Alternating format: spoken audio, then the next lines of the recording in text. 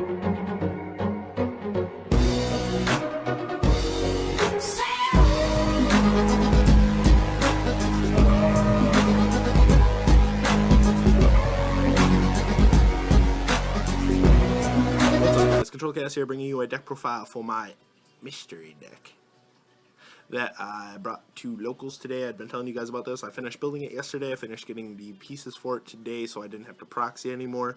They're still not my cards, by the way, guys. Shout out to Joey Abril and Zach Wilkinson for letting me use them today in the tournament, hopefully indefinitely, because you guys don't really use them that much, and I absolutely 100% need them for my deck.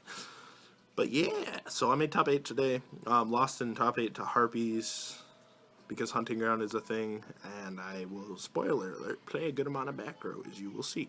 So yeah, you guys want to know what it is? Well, here it is. Enjoy! Monsters, 3 Archfiend, 3 Necromancer, 2 Street Patrol, 2 Summoner Monk, 1 Dark Grapher, 1 Armageddon Knight, and 1 Archfiend Heiress. Real quick little explanation on this if you don't know what it does. When it goes to the graveyard by either battle or a card effect, that's from anywhere. So, like, even if you foolish it, you get its effect. If you Dark Grapher it or Armageddon Knight, you get its effect. But it adds any Archfiend card to your hand. Any card with Archfiend in its name. So it can add, obviously, Infernity Archfiend, but it can also add one other card, which I will show you in a minute. 1 Launcher, 1 Archfiend Labyrinth. This is the other card I was talking about that is searchable by Heiress. Its effect reads, if you can't read it there, try to get in a little closer. All Fiend-type monsters you control gain 500 attack, which is really, really good for OTKs and stuff, but the second effect is the more important one. You can target 1 Archfiend monster you control, banish 1 other Fiend-type monster you control, and if you do, special summon from your hand, deck, or graveyard 1 Archfiend monster with the same level as the targeted monster. You can only use that effect once per turn. So basically the key play with this is if you're out of really waste to special summon Infernity monsters and really make your push, you can activate this with a Necromancer that's already been used, or if you absolutely have to for some reason, one that hasn't, but it's really better after you've already used its effect. You get the most out of the card. You can target your Archfiend, banish your Necromancer, special summon another Archfiend, and then get its effect off, which is really good. 2 Instant Fusion, obvious. I got to get these Ultra. Steven Outley, hit me up with those. He said you had them next Sunday. Bring them. 2 MST. I don't play 3. I feel like it's a bit much. There's not a whole lot of Game 1 spells and traps that really hurt this deck too much. Vanities I can play around, believe it or not. Kaiser Coliseum I can play around. If you don't believe me on that, ask Joey Abril. Sorry, Joey. 1 Book of Moon, 1 Foolish, 1 Transmodify. Yes, only 1. It's a bit inconsistent because I don't draw monsters that much in this deck. I only play 12. And I only have 4 monsters that it's actually live with. 1 Dark Hole and 1 Rhoda. People ask why I play the Rhoda if I don't really want cards in my hand. Well, it's an access into a monster if I really don't have too much of a play, because I find this deck opening just straight spells and traps a lot. And actually this can give me access into either Heiress. Well, it gives me access into Heiress, basically, because I can either search Armageddon Knight or Grapher, both of which have the ability to send Heiress to the graveyard, letting me search an Archfiend to make my plays for the next turn. Traps, we have, obviously, Triple Barrier. 2 would just be stupid in this format, as this card is broken against things like Bujin. It's broken against really anything, really, because you can just, if you set this and you have an Archfiend or something in hand, you could always set up for your next turn and just know for a fact you can go off. Only 2 break. I feel like it's a bit cloggy. I tend to draw this a lot with no Infernities engraved, or it'll force me to waste something like a barrier or a launcher that I normally wouldn't want to get rid of to activate it, but it is still good enough to run at 2. It's essentially my 3rd and 4th MSTs, really what I use it for the most. 2 Call of the Haunted, because say I go first and I push a good amount and then pass my turn, and they set a whole bunch and on their turn, well, I'm gonna flip this end phase and I'm gonna either get an Armageddon Knight pitch or I'm going to get an Archfiend search, and it's just so strong when that stuff like that happens. Call the Haunted is definitely a staple in this deck, in my opinion. 1 Compulse, 2 Mirror Force, because there's, like I said before, there's a lot of times where I really won't draw monsters and I just need to protect myself and stall long enough. 2 definitely puts in a ton of work because people don't really expect it. One D Prison, I wanted to play this at 2, but I couldn't find a second Ultra, so I just said screw it and went with 1, and it actually worked out very well. I drew it just enough. I did draw it against Mermail. Unfortunately, I had to use it against the Pike, but, you know, it is what it is. I ended up winning that match, so it didn't matter too much. D Prison is a really good card to have right now, though, in this format. One Torrential, Mass Removal, things like Bujins, definitely it helps with. One Bottomless, kind of same deal. Obviously not Mass Removal, but it's good against things like Bujin, where it doesn't target. One Solemn Warning. Oh, that looks really good in this camera. Sexy. Anyway, and then lastly, 2 Divine Wrath. If you find yourself opening too many monsters, and your opponent just no fears into barrier, you can always play this. Another fun little play that I made today is I had a launcher set, an Archfiend Engrave, no cards on field, no cards in hand. My opponent normal summoned a Hoot Cake, and in response to the normal summon, I flipped Call the Haunted, special summoning Archfiend.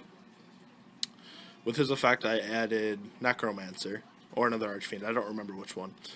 One of the, other Infernity monsters. And then, when they activated their effect, I chained Divine Wrath, pitching that, and then I was able to launch her to get it back the next turn, so I didn't neg at all on that.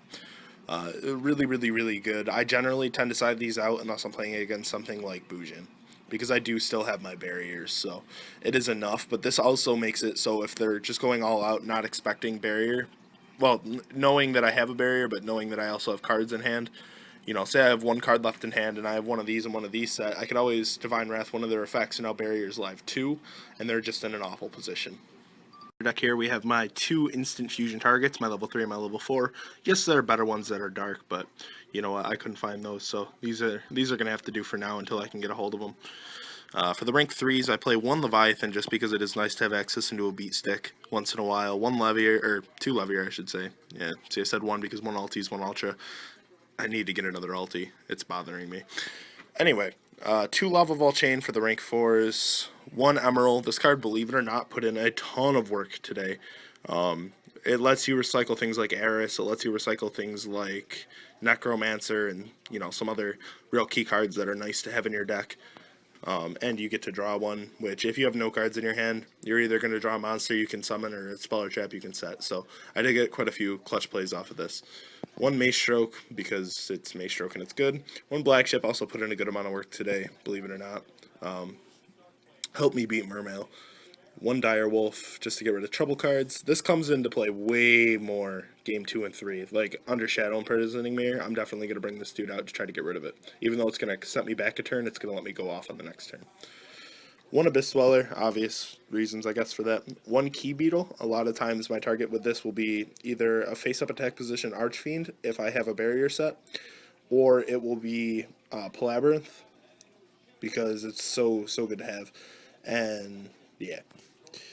1 Cowboy, late game burn situations, obviously, and 1 Ouroboros, just because I can make it, and it's a nice little option to have just in case. Plus, it lets me, factor in, I should say, cards from one of my favorite decks of all time, which, of course, was Evil Swarm for quite a while. Finally, for the side deck, I only play 2 monsters in the side deck. It's 1 Thunder King, 1 Morphing Jar number 2, both of which get sided in against Bujin.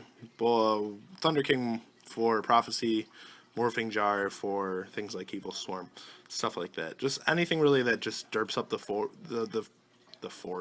field, and just kind of no fears. Morphing Jar number 2 really punishes. It put in some really good work today against Bujin. Unfortunately for Kaiser Rodriguez, shout out to you, by the way.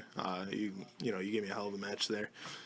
So, moving on, Soul Release. I proclaimed it today to one of my buddies, and I'm going to stick by it. As long as Bujin is a relevant deck, I will probably always side Soul Release.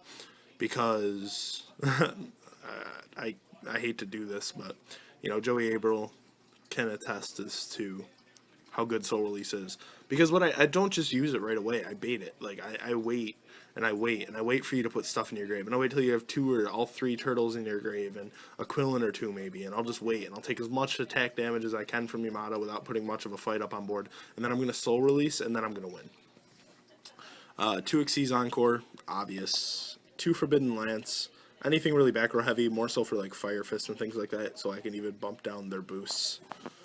Nothing quite like taking a bear with over 3,500 attack and bumping it back down to 800.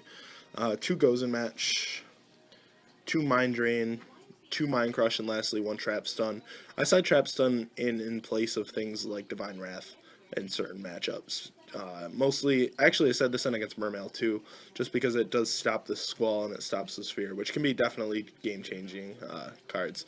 So this can kind of 1-for-1 with that. It also 1-for-1s with Hysteric Party. Actually, 1-for-2s, because they still have to discard for cost. And that's always good. And that was a deck profile, guys. I really hope you liked it. For any aspiring Infernity players out there, just know Harpies is an awful matchup for you, because if they go first and play Hunting Ground, they win. Unless you draw up Labyrinth, in which case they're going to put another Hunting Ground over it and just pop all your shit, because Barrier does nothing to an already active Hunting Ground, as I learned much so the hard way today. I beat Madolche, well, in order, Madolche, Mermail, Bujin twice, and then lost to Harpies.